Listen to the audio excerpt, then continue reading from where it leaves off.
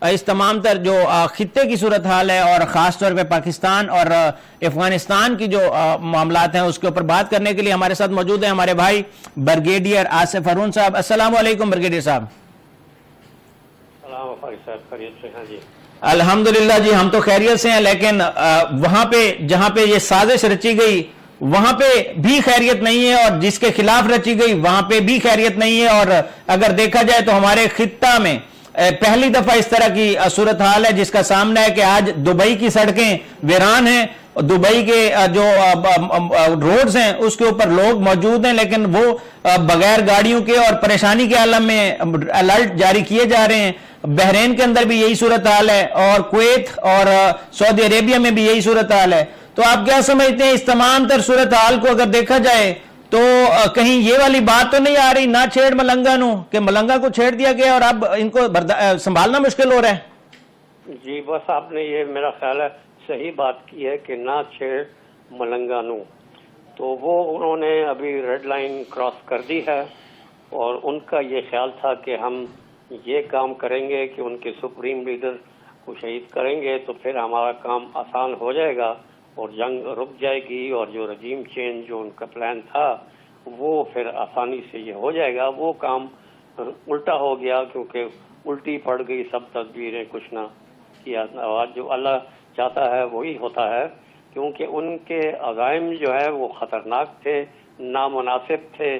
اور جو یہ جنگ تھوپی گئی ایران کے اوپر وہ بالکل ناجائز تھی اور قانون کے خلاف ورزی تھی، تمام انٹرنیشنل لاز کے، کنونشنز کے اور یو این ریزولوشنز کی چارٹر کے ان کی خلاف ورزی تھی، لیکن انہوں نے اپنی دھونس کے ساتھ جو ہے یہ کام کیا، اور وہ اس لیے کیا کیونکہ امریکہ انڈر ٹرمپ جو ہے وہ یہ سمجھتا ہے کہ وہ دنیا کا اب بھی طاقتور ترین ملک ہے، مائٹ از رائٹ۔ وہ کام جو ویسے نہیں ہو سکتا وہ دھونس کے ساتھ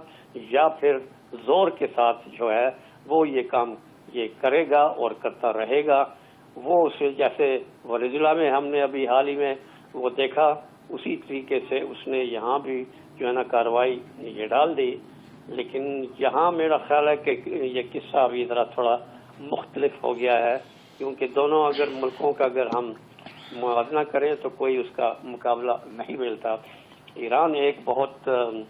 بڑی ملک بھی ہے، اس کی تہذیب بھی ہے، اس کی بڑی مضبوط آئیڈیالوجی بھی ہے۔ 79 سے جو وہاں اسلامک ریولوشن جو آیا وہ اس نے